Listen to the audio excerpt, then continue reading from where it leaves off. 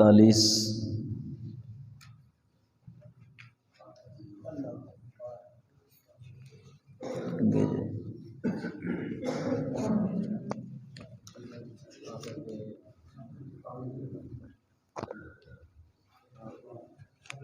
صفحہ 47 کا آخری لفظ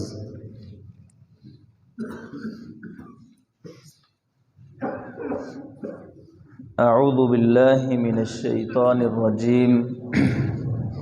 بسم اللہ الرحمن الرحیم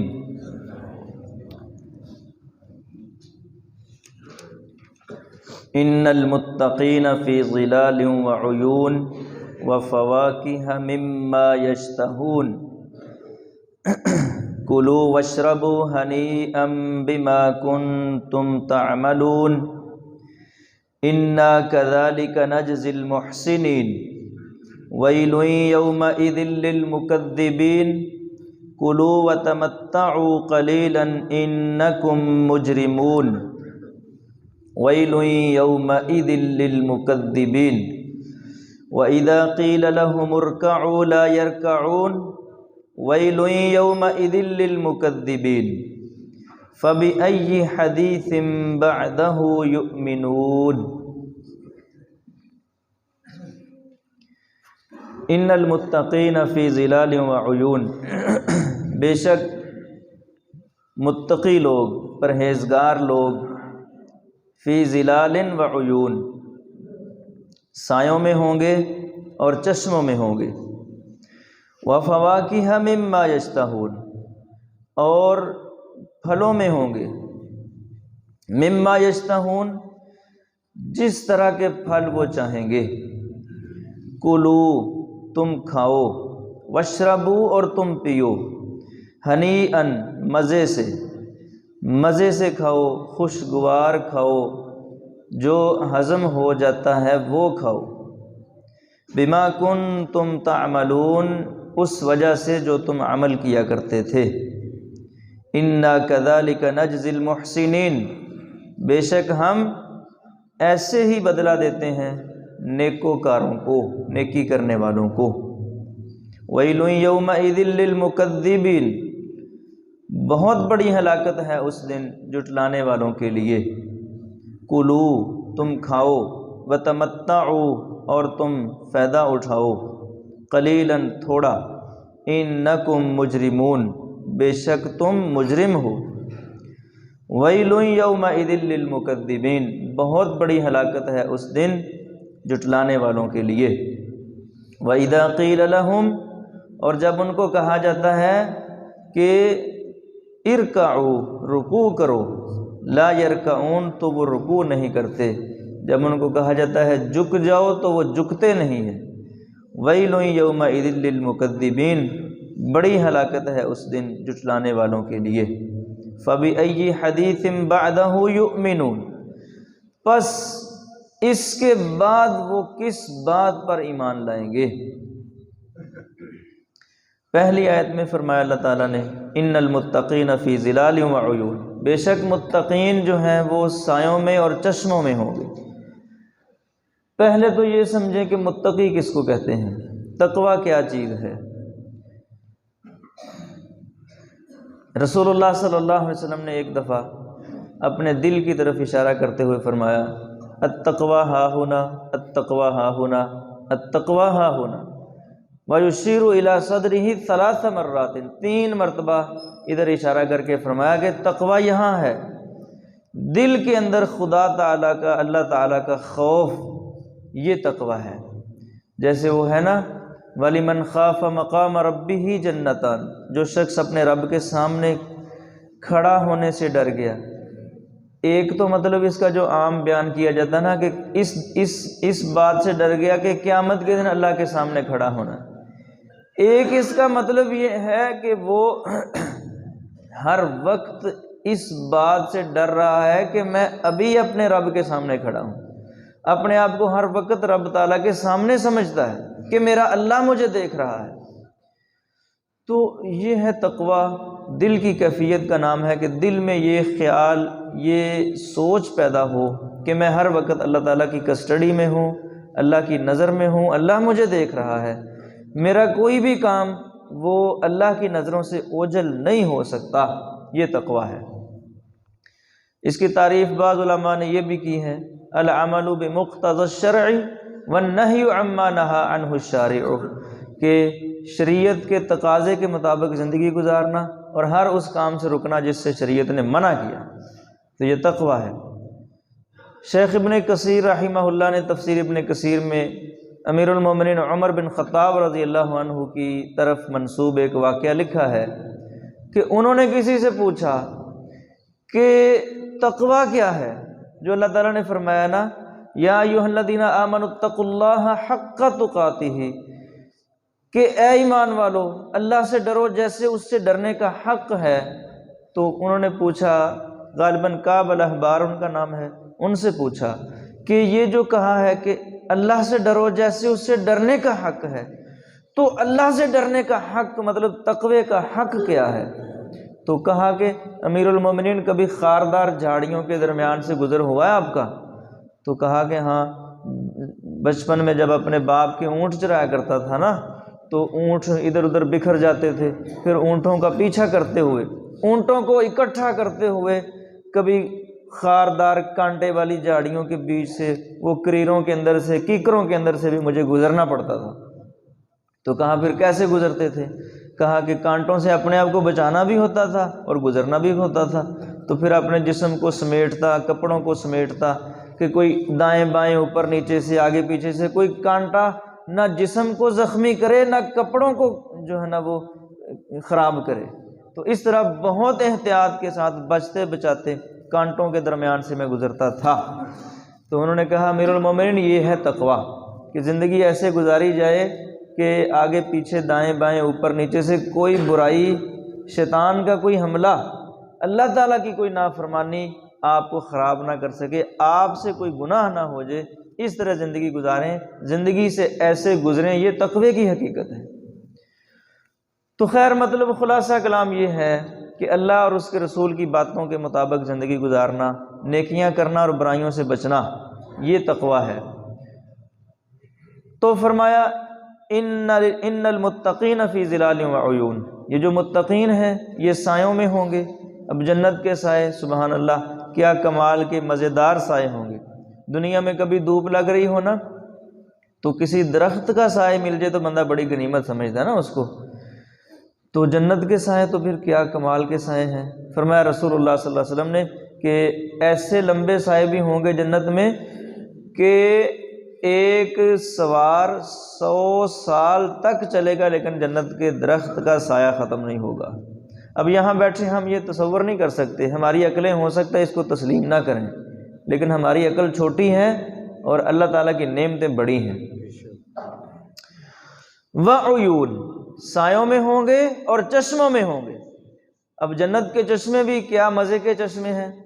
کہیں کافور ملے پانی کا چشمہ ابل رہا ہے، کہیں زنجبیل ملی شراب کا چشمہ ابل رہا ہے، کہیں دودھ کی نہریں اور کہیں شہد کی نہریں۔ اچھا بھائی، بلا دودھ کی نہریں بھی ہوتی ہیں؟ یہاں بیٹھے وہی بات کہ ہم اس کو سمجھ ہی نہیں سکتے، جیسے نبی علیہ السلام نے فرمایا نا، ما لا عین رأت ولا اذن سمعت ولا علی قلب بشر خطر ولا خطر علی قلب بشر، کہ یہ جو جنت ہے نہ تو اس کو کسی آنکھ نے دیکھا ہے، نہ کسی کان نے سنا، نہ کسی دل میں اس کے متعلق تصور ہی پیدا نہیں ہو سکتا، خیال ہی پیدا نہیں ہو سکتا کہ وہ کس طرح کی ہوگی۔ ہم یہاں بیٹھے بس یہ باتیں تو کر سکتے ہیں لیکن اس کی بعینی حقیقت، اس کا تصور ہی نہیں کر سکتے۔ اور جیسے کوے کے مینڈک کو کیا پتا کہ سمندر کتنا بڑا ہوتا ہے، اس کو جتنا مرضی سمجھاؤ وہ کہتا ہے کوے سے بڑا تو نہیں نہ ہو سکتا۔ تو ہماری چھوٹی سوچیں ہیں، چھوٹی عقلیں ہیں، یہاں بیٹھے ہمیں یہ باتیں سمجھ نہیں آ سکتی۔ بہرحال ہمارا ایمان اور یقین ہے کہ دیکھو دودھ کی نہریں، حالانکہ دودھوں کی نہریں تو نہیں نہ ہوتی، شراب کی نہریں، شہد کی نہریں، ابلتے ہوئے چشمے شراب کے، زنجبیل ملے پانی کے، کافور ملے پانی کے، کیا بات ہے بھئی، کیا کمال کی نعمتیں اللہ تعالیٰ نے بنا دی ہیں۔ تو فی ظلال وعیون، سایوں میں اور چشموں میں، کون؟ جو تقوی والے ہیں، جنہوں نے پرہیزگاری کے ساتھ زندگی بسر کی ہے۔ وَفَوَاكِهَ مِمَّا يَشْتَهُونَ، اور ایسے پھل کہ جن کو وہ چاہیں گے۔ دل کر رہا ہے مینگو کھانے کو، تو دنیا میں تو یہ ہوتا ہے کہ مینگو کا موسم ختم ہو گیا جی، بس وہ چٹا چونسا ختم ہو گیا، اب کہاں سے لائیں؟ صرف 2 مہینے آتا ہے، 10 مہینے بندہ ترستا رہتا ہے، یہ دنیا ہے نا۔ اور پھر جب آتا ہے اس وقت بھی بسا کا جیب میں پیسہ نہیں ہوتا، دل کر رہا ہے آم کھانے کو لیکن جیب میں پیسہ نہیں ہے۔ اور کبھی یہ بھی ہوتا ہے جیب میں پیسہ تو ہے لیکن مارکیٹ سے ختم ہو گیا ہے، کبھی کوئی مسئلہ ایسے، کبھی یہ بھی ہے جیب میں پیسہ بھی ہے، مارکیٹ میں بھی ہے، موسم بھی ہے، سامنے دستیاب بھی ہے، لیکن بندے کو شوگر ہے، ڈاکٹر نے منع کیا ہوا میٹھا نہیں کھانا، یہ بھی ہو سکتا ہے نا۔ کئی مصیبتیں ہیں دنیا میں، قیامت کے دن جنت میں ایسی کوئی پریشانی نہیں، جس وقت جس طرح کا پھل کھانے کو جی کرے گا اللہ تعالیٰ اس کو وہ پھل میسر کر دیں گے، اور جھکے ہوئے خوشے ان کے سامنے خود بخود آ جائیں گے، اپنے ہاتھ سے تازہ پھل توڑ کے کھائے گا۔ تو جیسے آج یہ ریموٹ کنٹرول نہیں ہوتا، اپنی جگہ پہ بیٹھے بیٹھے ٹیلی ویژن کی سکرین آن کر لیتے ہیں، اپنی جگہ پہ بیٹھے بیٹھے اے سی چلا لیتے ہیں، اپنی جگہ پہ بیٹھے بیٹھے پنکھا آن کر دیتے ہیں، پنکھے بھی وہ ریموٹ والے آ گئے نا،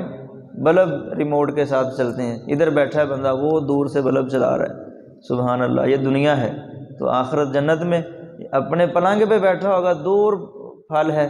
دل کر رہا ہے کھانے کو، اشارہ کرے گا پھل اس کے قریب آ جائے گا۔ اگر دنیا میں ایسے ہو سکتا ہے تو آخرت میں بھی تو ہو سکتا ہے نا۔ تو فرمایا وَفَوَاكِهَ مِمَّا يَشْتَهُونَ، ایسے پھل جن کو وہ چاہتے ہوں گے۔ کُلُوا وَاشْرَبُوا ہَنِيئًا، اللہ تعالیٰ کہیں گے کھاؤ اور پیو، ہنیئًا مزے سے۔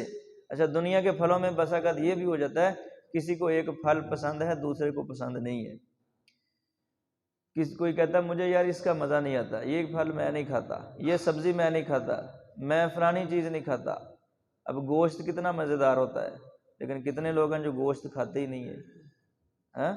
اور کئی پھل ہیں کوئی نہیں کھاتا کوئی کھاتا ہے، کتنی سبزیاں ہیں کوئی نہیں کھاتا کوئی کھاتا ہے، لیکن جنت کے پھل جو بھی کھائے گا اس کو مزہ بھی آئے گا، یہ نہیں کہ یار میں نے یہ پھل نہیں کھانا، ایسا نہیں ہوگا۔ کُلُوا وَاشْرَبُوا ہَنِيئًا، کھاؤ اور پیو مزے کے ساتھ، بِمَا كُنتُمْ تَعْمَلُونَ، یہ اس کا بدلہ ہے جو تم عمل کیا کرتے تھے، جو تم نیکیاں کیا کرتے تھے، اللہ اور اس کے رسول کی باتیں مانا کرتے تھے۔ إِنَّا كَذَلِكَ نَجْزِي الْمُحْسِنِينَ، ہم ایسے ہی بدلہ دیتے ہیں نیکی کرنے والوں کو۔ وَيْلٌ يَوْمَئِذٍ لِّلْمُكَذِّبِينَ، لیکن جو جھٹلانے والے ہیں ان کے لیے اس دن بڑی ہلاکت ہے، وہ پکڑے جائیں گے۔ ان کو اللہ تعالیٰ دنیا میں کہہ رہے ہیں کلو کھا لو وتمتعوا، فائدہ اٹھا لو، قلیلاً تھوڑا سا، مطلب جتنا بھی کھا لو گے دنیا میں آخر یہ جنت کے مقابلے میں تھوڑا ہی ہے۔ کوئی 60-70 سال بڑی عیاشی کی زندگی بسر کرتا ہے، بڑی عیش مارتا ہے دنیا میں، لیکن آخر جنت کے مقابلے میں وہ تھوڑی ہی ہے۔ کلوا واشربوا، کلوا وتمتعوا، کھا لو پی لو مزے اڑا لو فائدہ اٹھا لو، قلیلاً لیکن یہ ہے تھوڑا سا کھا پی لو، انکم مجرمون، تم مجرم ہو، پکڑے جاؤ گے۔ ویل یومئذ للمکذبین، ہلاکت ہے اس دن، بڑی ہلاکت ہے اس دن مجرموں کے لیے، جھٹلانے والوں کے لیے۔ یہ کون سے مجرم ہیں؟ وَإِذَا قِيلَ لَهُمُ ارْكَعُوا لَا يَرْكَعُونَ، جب ان کو کہا جاتا ہے کہ جھک جاؤ تو جھکنے کی بجائے اکڑتے ہیں، جھکتے نہیں ہیں۔ جب ان کو کہا جاتا ہے رکوع کرو تو رکوع نہیں کرتے۔ یہاں نماز بھی مراد ہو سکتی ہے، اور اس کو اگر وسیع کیا جائے تو اللہ تعالیٰ کا ہر حکم یہاں مراد ہے۔ جب ان کو کہا جائے نماز پڑھو تو نماز نہیں پڑھتے، جب ان کو کہا جائے اللہ اور اس کے رسول کے حکم کے سامنے جھک جاؤ تو جھکتے نہیں ہیں۔ یہ مطلب دونوں مطلب ہیں۔ اذا قیل لهم ارکعوا لا يرکعون، جب ان کو کہا جاتا ہے جھک جاؤ تو جھکتے نہیں ہیں۔ ویل یومئذ للمکذبین، اس دن بڑی ہلاکت ہے جھٹلانے والوں کے لیے۔ فَبِأَيِّ حَدِيثٍ بَعْدَهُ يُؤْمِنُونَ، اس کے بعد اگر اس پر بھی انہوں نے ایمان نہیں لانا، اتنی واضح دلیلیں، واضح باتیں اور قرآن کی آیتیں، محمد رسول اللہ کے فرامین اور نصیحتیں اور ذاتی نظر آنے والے مشاہدات، ارد گرد ماحول میں مشاہدات، یہ سب کچھ دیکھنے کے باوجود اگر یہ لوگ نہیں مان رہے، اب دیکھو نا، یہ ہمارے آج 2 پارے پورے ہونے والے ہیں، پورے 2 پاروں میں اللہ نے ایک ہی موضوع چلایا ہے۔ کون سا موضوع بلا؟ مرنے کے بعد اٹھنا ہے، یہ قیامت، جی اٹھنا، اٹھ کر اللہ کے سامنے حساب دینا۔ پھر اللہ نے کتنے زاویے بدل بدل کر کتنی دلیلیں دی ہیں، یہ ساری میں نے آپ کے سامنے کھول کھول کے بیان کی۔ مختلف جو ہے نا اسٹائل اپنا کر، مختلف انداز اپنا کر، مختلف طریقے اپنا کر، کبھی کوئی دلیل، کبھی کوئی دلیل، کبھی کوئی دلیل، پھر ایسی کہ یہ قرآن کو وہ جھٹلا نہیں سکتے تھے،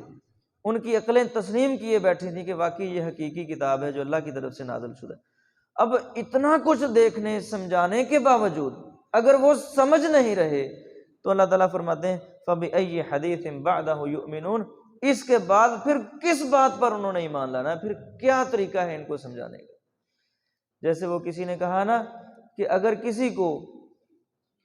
قرآن اثر انداز نہیں ہوتا، کسی پر قرآن کی نصیحت کا کسی کو اثر نہیں ہوتا، تو اس کے سامنے 2 پہاڑوں کو پکڑ کر آپس میں ٹکرا دو تو وہ بھی اس پر اثر انداز نہیں ہوگا، کیونکہ وہ ایسا ڈھیٹ بن چکا ہے۔ ترجمہ پھر سن لیں، ان المتقین فی ظلال وعیون، بے شک پرہیزگار لوگ سایوں میں ہوں گے اور چشموں میں ہوں گے، وفواکہ مما یشتہون، اور پھلوں میں ہوں گے جن کو وہ چاہیں گے، کلوا واشربوا ہنیئا بما کنتم تعملون، کھاؤ پیو مزے سے اس وجہ سے جو تم عمل کیا کرتے تھے، انا کذالک نجزی المحسنین، بے شک ہم ایسے ہی بدلہ دیتے ہیں نیکی کرنے والوں کو، ویل یومئذ للمکذبین، بڑی ہلاکت ہے اس دن جھٹلانے والوں کے لیے، کلوا وتمتعوا قلیلا انکم مجرمون، کھاؤ اور فائدہ اٹھا لو تھوڑا سا، بے شک تم ہی مجرم ہو، ویل یومئذ للمکذبین، بڑی ہلاکت ہے اس دن جھٹلانے والوں کے لیے، وَإِذَا قِيلَ لَهُمُ ارْكَعُوا لَا يَرْكَعُونَ، اور جب ان سے کہا جاتا ہے کہ جھک جاؤ تو وہ نہیں جھکتے، وَيْلٌ يَوْمَئِذٍ لِّلْمُكَذِّبِينَ، بڑی ہلاکت ہے اس دن جھٹلانے والوں کے لیے، فَبِأَيِّ حَدِيثٍ بَعْدَهُ يُؤْمِنُونَ، پس اس کے بعد وہ کس بات پر ایمان لائیں گے۔ اللہ تعالیٰ سمجھنے کی، عمل کی توفیق عطا فرمائے۔